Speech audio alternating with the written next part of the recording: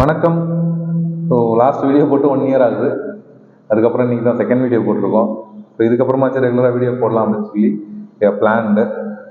Pandian spruce, பாண்டிச்சேரியில் வேறு யாராவது ஸ்பர்ஸ் ஃபேன்ஸ் இருந்தீங்க அப்படின்னா, இல்லை வேறு ஏதாவது கிளப்ஸ் ஃபேன்ஸ் இருந்தாலும் பரவாயில்ல, ஜஸ்ட் ஃபுட்பால் டிஸ்கஸ் பண்ண, ஃபுட்பால் பார்க்க வி கேன் ஷேர் ஒப்பீனியன்ஸ். அது இல்லாமல் ஸ்க்ரீனிங்ஸ் பண்ணலாம். ஸோ ஓவர் அவைலபிள் நல்ல மேட்சஸ் எதுவாக இருந்தாலும் ஸ்க்ரீனிங்ஸ் பண்ணலாம். காண்டாக்ட் பண்ணுங்கள், கீழே கமெண்ட்ஸில் பேசுங்க. ஓகே, ஸோ இந்த வீடியோவில் நியூ சாம்பியன்ஸ் லீக் ஃபார்மேட் பேசலாம் டிசைட் பண்ணியிருந்தோம். பட் நிறைய அதில் பேசிட்டாங்க. ஓகே, ஒரு புதுசாக ஒரு ஃபுட்பால் பார்க்க வராரு அப்படின்னா அவங்களுக்காகவும் நிறைய வீடியோஸ் போட்டுட்டாங்க. ஏற்கனவே பார்த்துட்டு இருந்தவங்க அண்டர்ஸ்டாண்ட் பண்ணுறதுக்கும் ரொம்ப கன்ஃபியூசிங் சொல்லி பேசினாங்க. எனக்கு ஒரு பெருசாக ஒரு கன்ஃபியூசிங் இல்லை. ஏன்னா லீக் ஃபார்மேட் எப்படி இருக்கும், 20 கிளப்புக்குள்ளே எப்படி பண்ணுறோமோ அதே தான். பட் நிறைய கிளப்ஸ் இருக்கிறதுனால எல்லாரோடையும் விளையாட வைக்க முடியாதுன்றதுனால செலக்டாக பண்ண வைக்கிறாங்க. ஓகே, ஐபிஎல்லே கிரிக்கெட்டே கொஞ்ச நாளைக்கு முன்னாடி இப்படி பண்ணாங்க. 14 மேட்ச் வந்துச்சு, 8 டீமாக இருந்தப்போ 7x2 அப்படின்னு சொல்லி விளையாண்டுருந்தாங்க. ஒரு டீம் கூட 2 மேட்ச் அப்படின்னு சொல்லி. டீம்ஸ் அதிகமாக 10 டீம்ஸ் ஆனோன்னு என்ன பண்ணாங்க, அப்பயும் 14 மேட்ச் தான் விளையாண்டாங்க. ஏன்னா சில டீமோட ஃபிக்சர்ஸ் கம்மியாக போட்டாங்க. ஸோ அந்த மாதிரி தான் இப்போ சாம்பியன்ஸ் லீக்கும் சேம். ஒரு லீக்ல வந்து 20 டீம் இருக்குன்னா 19x2 மேட்ச் வருவாங்க. எல்லாருமே 19x2 மேட்ச் விளாண்டாகணுமாவே. சாம்பியன்ஸ் லீக்ல 36 டீம் கொடுக்கறதுனால எல்லாரோடையும் விளாண்டா 70 மேட்ச் ஒரு டீமுக்கும் வரும். அப்படிங்கிறதுனால ஜஸ்ட்டு செலக்டட் டீம்ஸ் மட்டும் பண்ணுற மாதிரி லாட் போட்டு பண்ணிட்டாங்க, அவ்வளோதான். ஸோ லீக் முடிச்சதுக்கப்புறம் top 8 will be going for other next round. Next இருக்கிற 24 பேரையுமே லாஸ்ட்டு 8 வந்து will be going out of the league. இன்னும் அதுதான் ஒரு டிஃப்ரென்ஸ். முன்னாடி தோத்துட்டீங்க அப்படின்னா will be able to go for Europa league, conference லீக்லாம் இறங்கி போகலாம். இப்போ அந்த ஆப்ஷன்ஸ் சும்மா எடுத்துட்டாங்க. So last 8 will be going out next year தான் பார்க்கணும். இன்பிட்வீன் இருக்கிறவங்கள 2 குரூப்பாக பிரிக்கிறாங்க. பிரிச்சுட்டு டாப் 8 பாட்டம் 8 பிரிக்கிறாங்க. அவங்க 2 பேரும் கேம்ஸ் விளாண்டு அதில் ஜெயிக்கிற 8 பேர் வந்து அவே ஹோம்னு விளாண்டுட்டு அதில் ஜெயிக்கிற 8 பேர் வந்து நெக்ஸ்ட் ரவுண்ட் போகிறாங்க. So 16. So top 8 plus qualifiers விளாண்ட இன்னொரு 8, 16 ரவுண்ட் ஆஃப் 16 போயிடு. ரவுண்ட் ஆஃப் 16க்கு அப்புறம் எப்போதும் நடக்கிற மாதிரி தான். ஓகே, ஸோ ஒரு பெரிய சேஞ்சஸ் எதுவும் இல்லை. 3 வீக்ஸ் ப்ரீமியர் லீக் ரிவ்யூ பேசணும். கொஞ்சம் நாளைக்கு முன்னாடியே இந்த வீடியோ போட்டிருக்கணும், ஏன்னா இன்டர்நேஷ்னல் பிரேக் வந்துச்சு. அதுவே இப்போ முடிய போகுது. ஓகே, ஸோ இன்டர்நேஷ்னல் பிரேக் பற்றி பேசலாம் இன்னொரு வீடியோவில் வேணுன்னா. இந்தியன் ஃபுட்பால் பற்றிலாம் பேசணும்னு ஆசை தான். ஓகே, ஸோ பீப்புள் இருந்தாங்க, யாராக இருந்தாங்கன்னா 2 பேர் சேர்ந்து பேசினா இன்னமும் நல்லாயிருக்கும். ஓகே, இதில் லாஸ்ட் இயர் பார்த்தீங்க அப்படின்னா நல்ல பொசிஷனில் இருந்தோம், எல்லா மேட்சும் வின் பண்ணிட்டு இருந்தோம் ஓப்பனிங்கில். இப்போ அகெயின் மிட் டேபிள் மாதிரி வந்துட்டோம். வின் பண்ணியிருக்கலாம், நல்ல கேம் விளாட்றாங்க, எல்லாரும் சொல்கிறது அதே தான். பட் அகெயின் எனக்கு என்னன்னா, அந்த அத்லட்டிகோ மேட்ரிடோட செமிஃபைனல் மேட்ச் ஒன்று வரும் சிட்டிக்கு லாஸ்ட் இயருக்கு முன்னாடி. ஸோ அந்த மேட்ச்சில் பார்த்தீங்க அப்படின்னா டெவின் டூப்ரின் கூட ரொம்ப இதாக சொல்லியிருந்தாரு காமெடியாக, 5-5 ஃபார்மேஷன் வச்சு விளாட்றானுங்க அப்படின்னு சொல்லிட்டு. சரி, அவங்க அந்த 5-5 வச்சு மேட்ரிட் விளாண்டுருக்கப்ப இவங்க போய் எல்லா வகையிலையும் பாஸ் பண்ணி பார்ப்பானுங்க, பால் உள்ள கோலே அனுப்ப முடியாது. கடைசியில் 1-0 தான் ஜெயிப்பாங்க அந்த மேட்ச்சை. ஸோ இப்போ ஃபர்ஸ்ட் பார்த்தீங்கன்னா அந்த ஹாலாண்ட் இல்லாமல் இருந்த சிட்டி பாஸ் பண்ணிகிட்டே இருப்பாங்க, பயங்கரமாக அட்டாக் பண்ணிட்டே இருப்பாங்க, ஆனால் கோல் கன்வெர்ட் ஆகாது. அந்த மாதிரி ஆகிட்டு இருக்கும். டெஃபினெட்லி நீட் கேன் இருந்தால் இந்த டைம். முன்னாடி கேன் மட்டும் இந்த வேலையை பார்த்துட்டு இருப்பாரு. பாஸ் கொடுக்குறதும் அவர் தான், இந்த பக்கம் போய் டிஃபெண்ட் பண்ணுறதும் அவர் தான், அந்த பக்கம் வந்து கோல் கன்வெர்ட் பண்ணுறதும் அவர் தான், மிட்ஃபீல்டில் பாஸ் பண்ணுறதும் அவர் தான். ஒரு டைம்ல சோனுக்கு பாஸ் கொடுக்குற வேலையை பார்த்துட்டு இருந்தாரு, ஒரு கார்னர்லாம் டிஃபெண்ட் பண்ற வேலையும் பார்த்துட்டு இருந்தாரு. ஸோ இன்னைக்கு இந்த செட்டப்புக்கு ஒரு கேன் மாதிரி ஒரு நம்பர் உள்ள நடந்தாங்கன்னா இன்னும் நல்லா இருக்கும். ஏன்னா கன்வர்ஷன் அப்படிங்கிறதுல மட்டும்தான் லேக் ஆகுது. சோன் கன்வெர்ட் பண்ணாரு அப்படின்னா கேம் நல்லா ஆயிடுது. எவர்டன்ல 4 கோல் வந்தது காரணம் கன்வெர்டட். ஓகேவா, எவர்டன்ல கன்வெர்ட் பண்ணாப்புல. ஆனால் இது வச்ச 2 மேட்ச்லையுமே சோன் வந்து இப்போ 100% ரிலையபிள் அப்படின்னு இல்லை. எப்போ அந்த கோல்டன் பூட் வாங்கினாரோ அந்த சாலாவோட ஷேர் பண்ணி அப்போ அந்த கேர்ஸ் வந்துச்சுன்னு நினைக்கிறேன். அதுக்கப்புறம் இன்னைக்கு வரைக்குமே இப்போ தான் கொஞ்சம் ரெக்கவர் ஆகி சோன்ட்ட போனால் உள்ளே போயிடும் அப்படிங்கிற ஒரு கான்ஃபிடன்ஸ் கொஞ்சம் வந்திருக்கு. அதுக்கு இடையில வந்து சோன்ட்ட போயிடுச்சா அப்படிங்கிற மாதிரி தான் இருந்துச்சு. ஓகே, ஸோ சோன் ஃபார்முக்கு வந்தால் தான் கேம் நல்லாயிருக்கும். எவர்டன்லாம் நல்லா பண்ணாப்புல, எடுத்துகிட்டு போய் அந்த காலுக்கல் அடிச்ச கோல்லாம் கோல் கீப்பர் காலுக்கல் அடித்தார்.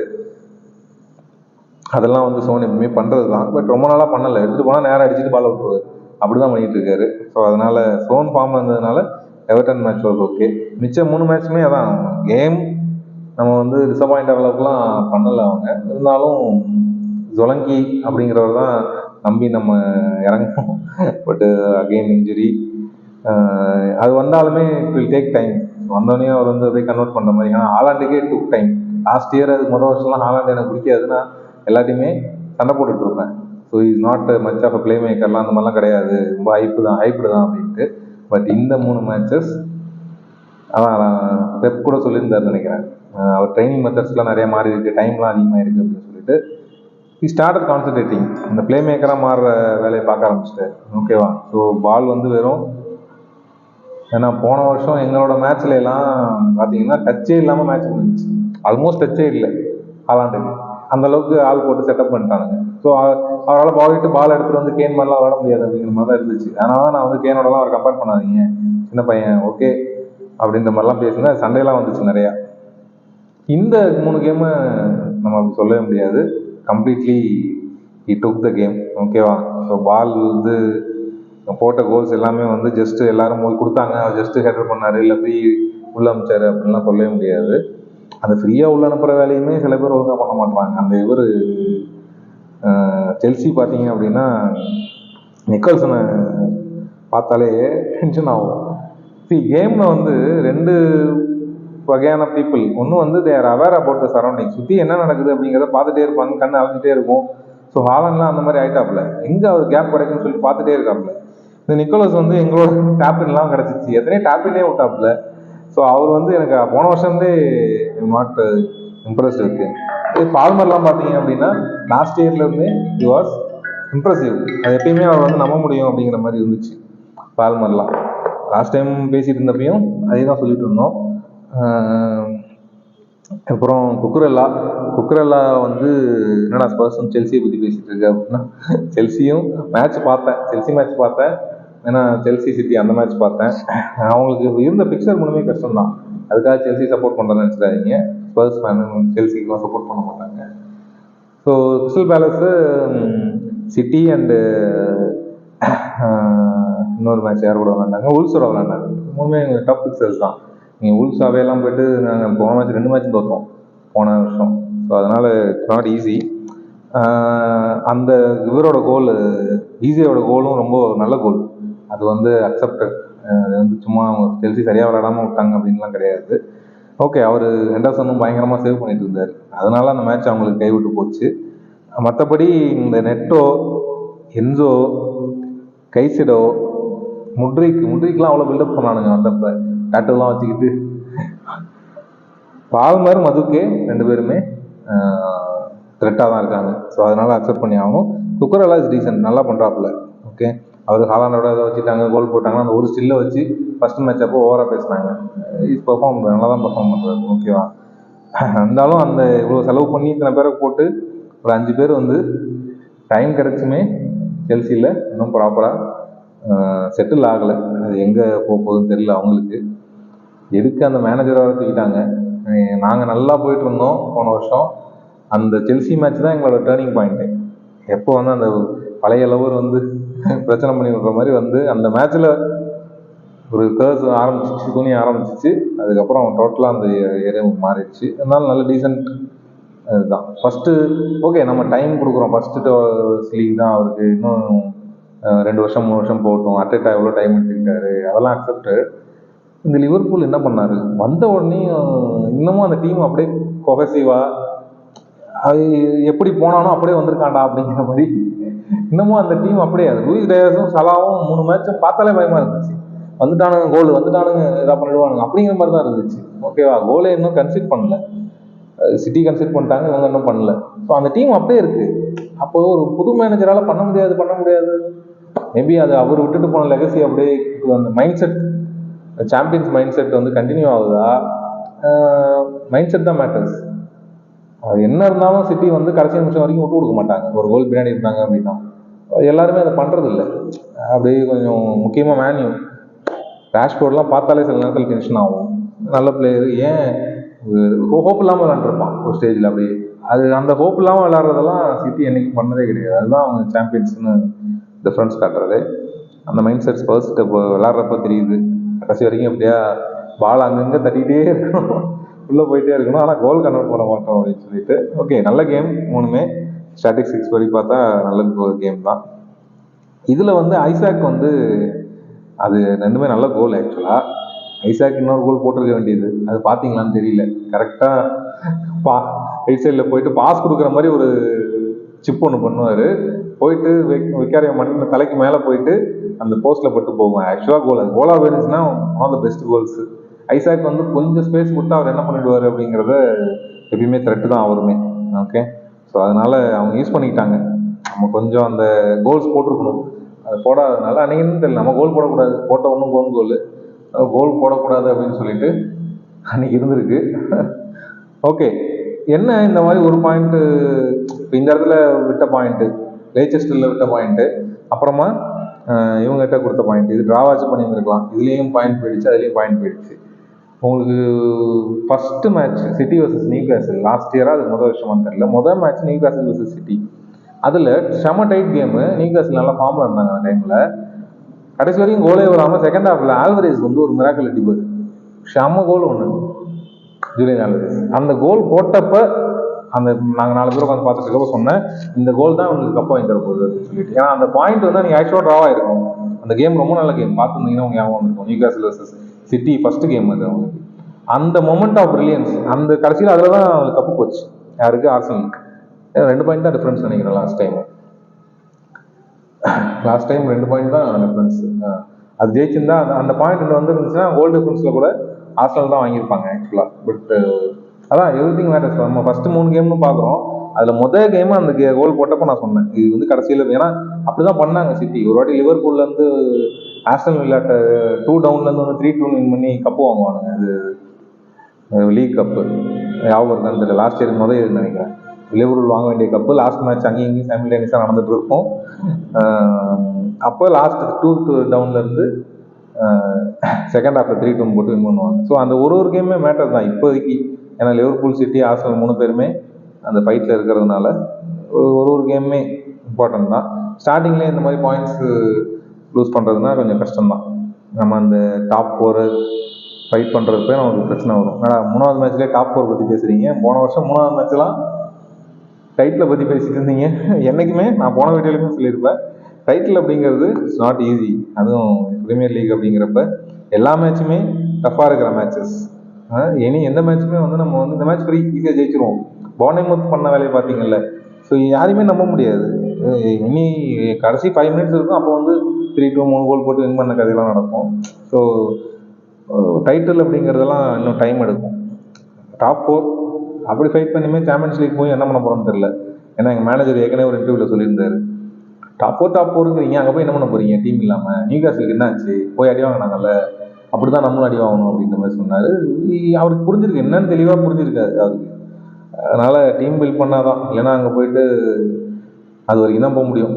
அங்கேயும் போய் கப்பு வாங்குறதுலாம் சும்மா நானும் போனேன் அப்படின்னு சொல்லிட்டு கோஎஃபிஷியன்ட் நான் வாங்கிட்டு வரலாம், அவ்வளோதான்.